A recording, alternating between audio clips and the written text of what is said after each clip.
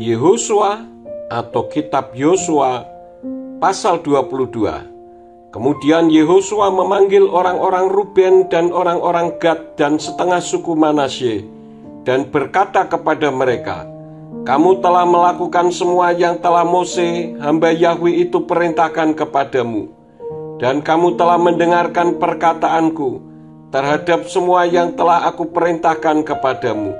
Sepanjang hari-hari ini sampai dengan hari ini kamu tidak pernah meninggalkan saudara-saudaramu, dan kamu telah memelihara tanggung jawab atas perintah Yahwe Elohimmu. Dan sekarang Yahwe Elohimmu telah memberikan ketentraman kepada saudara-saudaramu sebagaimana Dia telah berkata kepada mereka. Maka sekarang pulanglah ke perkemahanmu, ke tanah milikmu yang telah Mose hamba Yahwe itu berikan kepadamu di seberang Yordan. Hanya perhatikanlah dengan sungguh-sungguh untuk melakukan perintah-perintah dan hukum yang telah Mose hamba Yahwe itu perintahkan kamu, untuk mengasihi Yahwe Elohimmu dan berjalan di sepanjang jalannya, serta memelihara perintah-perintahnya dan berpegang erat kepadanya, dan melayani Dia dengan segenap hatimu dan dengan segenap jiwamu." Lalu Yehosua memberkati mereka dan melepas mereka pergi, dan mereka pun pulang ke perkemahan mereka. Dan kepada setengah suku Manasye, Mose telah memberikan bagian miliknya di Basan, dan kepada setengah suku Manasye, Mose telah memberikan bagian miliknya di Basan, dan kepada setengah yang lainnya, Yehosua telah memberikan bagian miliknya bersama saudara-saudara mereka di seberang sungai Yordan ke arah barat. Dan juga ketika Yehosua telah melepas mereka pulang ke perkemahan mereka, lalu ia memberkati mereka.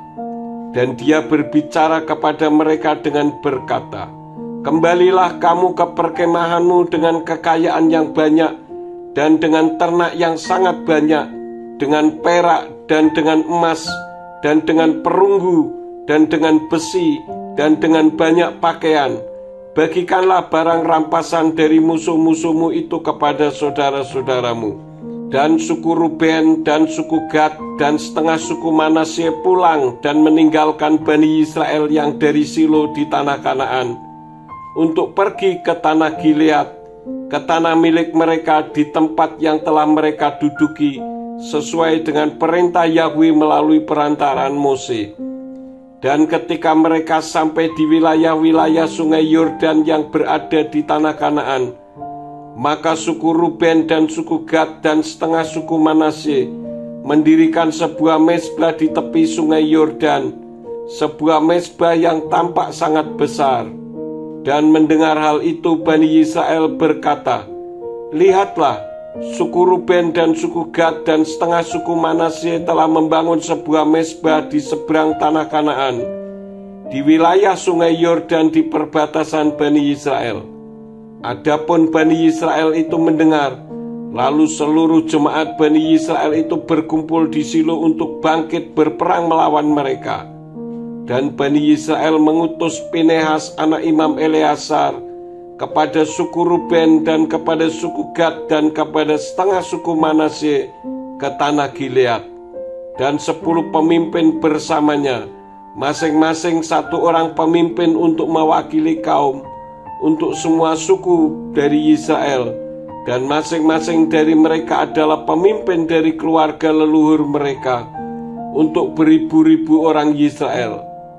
Dan mereka datang kepada suku Ruben dan kepada suku Gad dan kepada setengah suku Manasye ke tanah Gilead, serta berbicara dengan mereka dengan mengatakan, "Beginilah kata seluruh umat Yahwe, pengkhianatan apakah ini yang dengannya Elohim Israel dikhianati, untuk berpaling hari ini dari hadapan Yahwe, ketika kamu mendirikan bagimu sendiri sebuah mezbah, sehingga sekarang kamu dapat memberontak melawan Yahwe?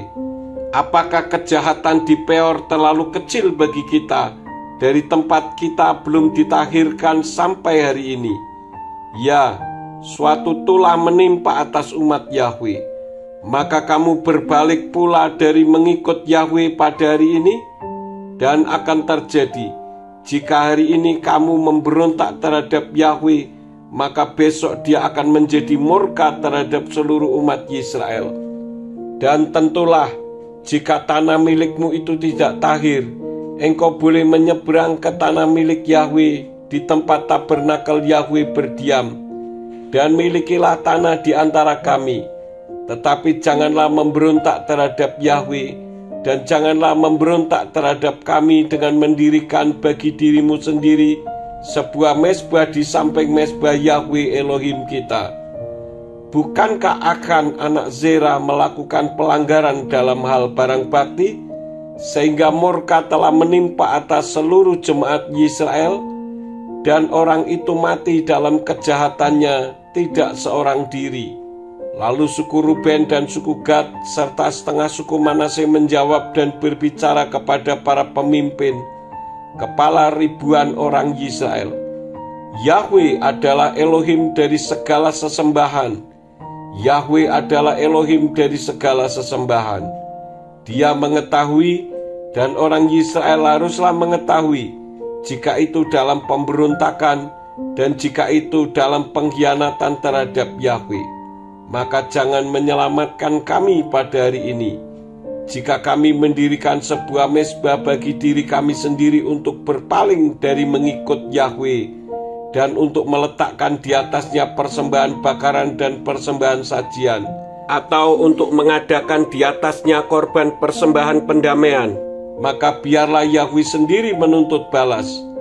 Dan jika tidak karena suatu kekhawatiran, maka kami tidak melakukannya, supaya apabila kemudian hari anak-anakmu berkata kepada anak-anak kami dengan mengatakan, apa yang telah dilakukan terhadapmu dan terhadap Yahweh Elohim Israel?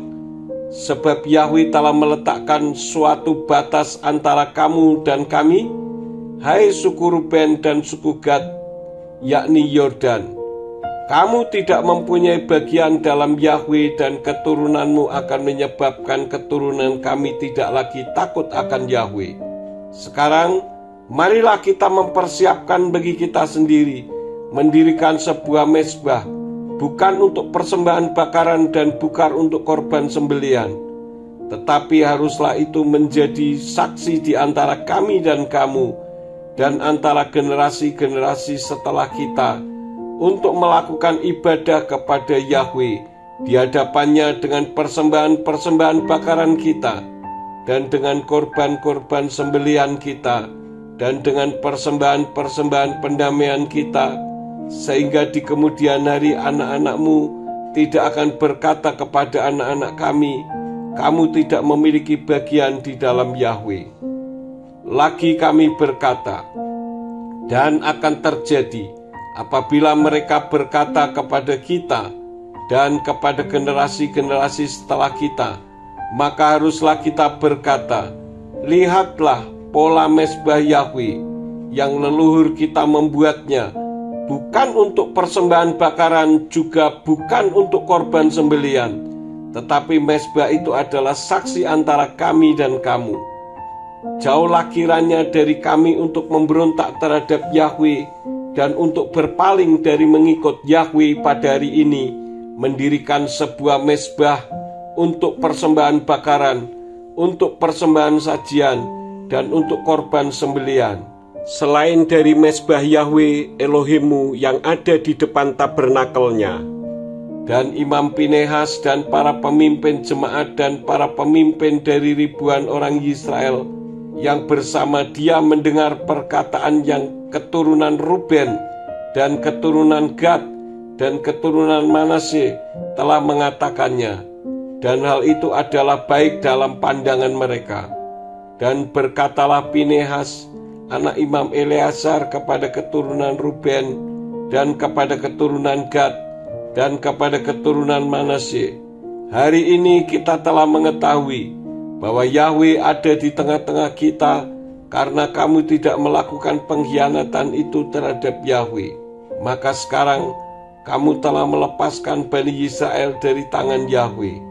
Dan pulanglah Pinehas anak Imam Eleazar dan para pemimpin kembali dari keturunan Ruben dan dari keturunan Gad di tanah Gilead ke tanah Kanaan kepada Bani Israel dan membawa berita itu kepada mereka. Dan hal itu dipandang baik di mata Bani Israel, dan Bani Israel memuliakan Elohim dan tidak lagi berkata mau maju berperang melawan mereka untuk memusnahkan negeri yang keturunan Ruben dan keturunan Gad tinggal di dalamnya.